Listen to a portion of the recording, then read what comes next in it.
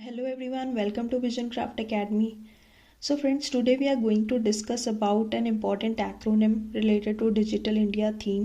Friends, जैसे कि मैंने आपको इंट्रोडक्टरी सेशन में बताया था कि हम थीमेटिकली कुछ एक्रोनिम्स को भी कवर करेंगे। जैसे कि हम अभी डिजिटल इंडिया वाली थीम को डिस्कस कर रहे हैं, तो हम डिजिटल इंडिया से रिलेटेड एक इम्पॉर्टेंट एक्रोनिम को आज समझेंगे। तो चलिए friends, without any further delay let's get started. So friends, this is an acronym called digital. तो फ्रेंड्स, इस एक्रोनिम को हमने डिजिटल इंडिया के रिस्पेक्ट में यूज़ करना है एंड इसको हम वे फॉरवर्ड में यूज़ करेंगे।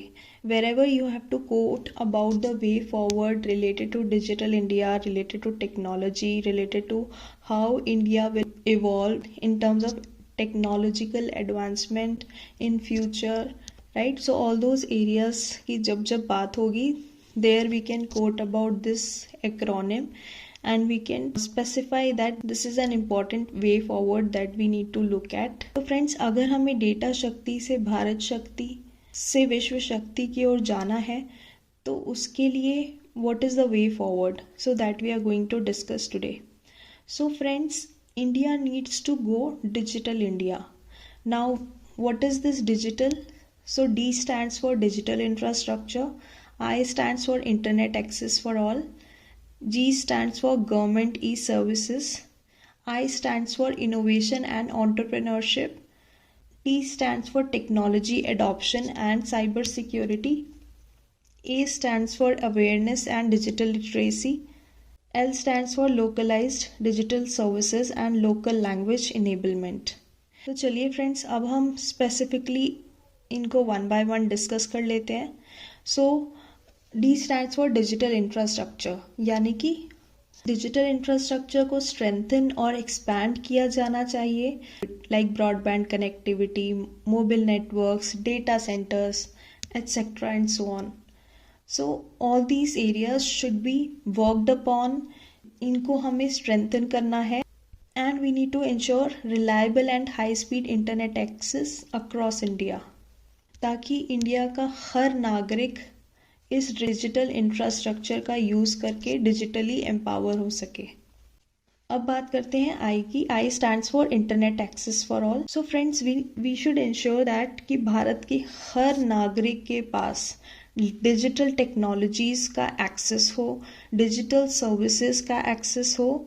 So we should ensure and work towards bridging the digital divide, चाहे वो अर्बन रूरल के केस में हो, चाहे वो मेल फीमेल के केस में हो, चाहे वो रिच और पुअर के केस में हो। Must ensure inclusiveness of all and we must ensure कि each and every citizen of India should have proper high quality internet access to make use of the digital technologies.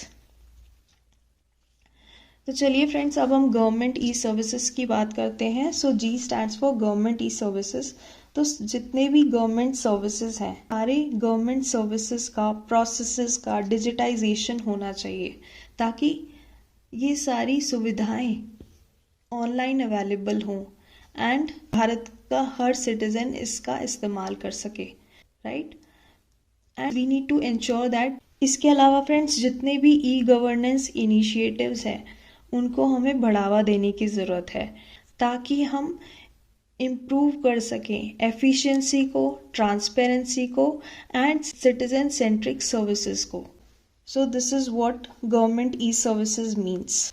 तो चलिए अब हम innovation and entrepreneurship की बात करते हैं। तो friends, innovation and entrepreneurship as the name depicts, इसका मतलब है we should foster startup friendly ecosystem, right? We should ensure कि हम ई कॉमर्स का एक्सपेंशन करें, ज़्यादा से ज़्यादा ई कॉमर्स के एक्सपेंशन को बढ़ावा दें।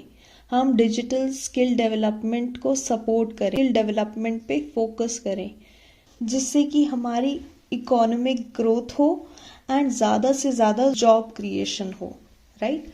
सो जब भी इनोवेशन एंड एंटरप्रेन्योरशिप की बात आती है, then it should focus around digital skill development, it should focus around economic growth of India as a whole, and it should also focus on job creation. So all these are interrelated to each other.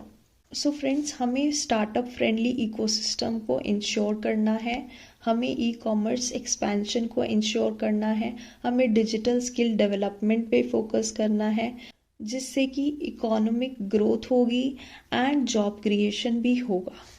Now let's talk about technology adoption and cyber security.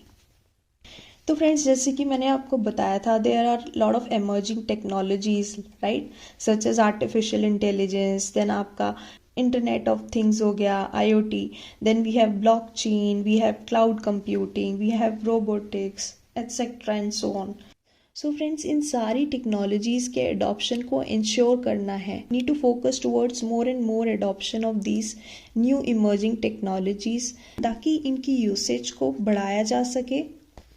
And इसके अलावा we should focus on comprehensive framework for cyber security as well, जिससे कि हम technology के साथ साथ हम cyber security पे भी इक्वली ध्यान दे सकें, हम डेटा प्रोटेक्शन पे भी इक्वली फोकस कर सकें। So we need to make sure that comprehensive framework for cyber security is a continued focus going forward। तो चलिए अब हम अवेयरनेस एंड डिजिटल लिटरेसी की बात करते हैं friends.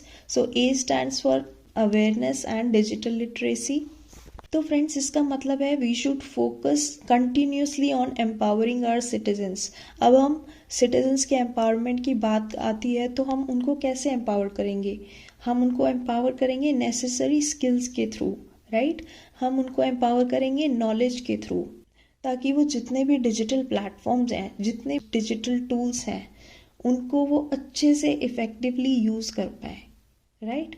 So we need to make sure that more and more people are digitally literate, right. तो friends, हमें ज़्यादा से ज़्यादा डिजिटल लिटरेसी को बढ़ावा देना है, हमें ज़्यादा से ज़्यादा अपने भारत के सिटीजन्स को डिजिटली अवेयर बनाना है, ताकि they have enough knowledge and skill set to make use of these digital technologies, to make use of these digital tools, to make use of these digital platforms।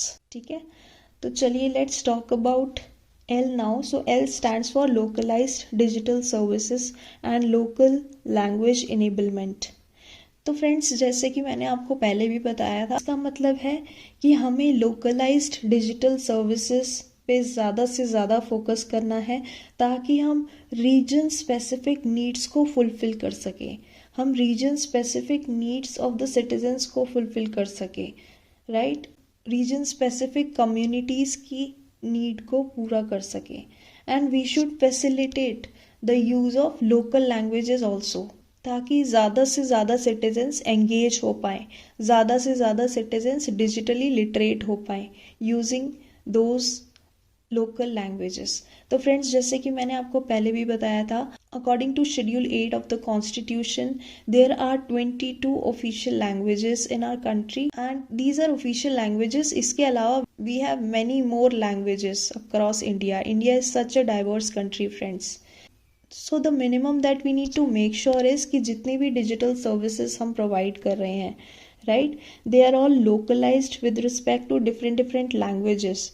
ये जो जितनी official languages हैं, we can at least start with incorporating these digital platforms with minimum 22 official languages that we have. And down the line as and when थोड़ा जैसे जैसे adoption increase होगा, लोग comfortable होंगे, then we can focus towards adding other languages also, right?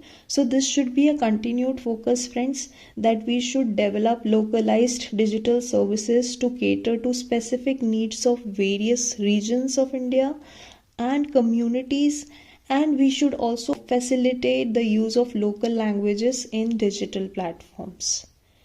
So friends, this is what localized digital services and local language enablement means। तो friends, जैसे कि आपको पता है, technology is very very important for growth of any country. तो अगर India को grow करना है, then India needs to go digital। Friends, if India needs to go digital, then India should focus on digital infrastructure, India should focus on internet access for all, India should focus on government e-services, India should focus on innovation, India should focus on entrepreneurship, should focus on technology adoption and cyber security. India should focus on digital literacy and awareness. India should focus on localized digital services and local language enablement, friends. So all these are very important factors. So friends, all these areas need to have continued focus. अगर हमें India को digital बनाना है, अगर हमें India को technologically advanced बनाना है, अगर हमें इंडिया को इकोनॉमिकली स्ट्रॉन्ग बनाना है, अगर हमें इंडिया को भारत शक्ति से विश्व शक्ति की ओर ले जाना है, friends. So all these are very important areas which we should focus on. So friends, you can make best use of this acronym while writing your means exam.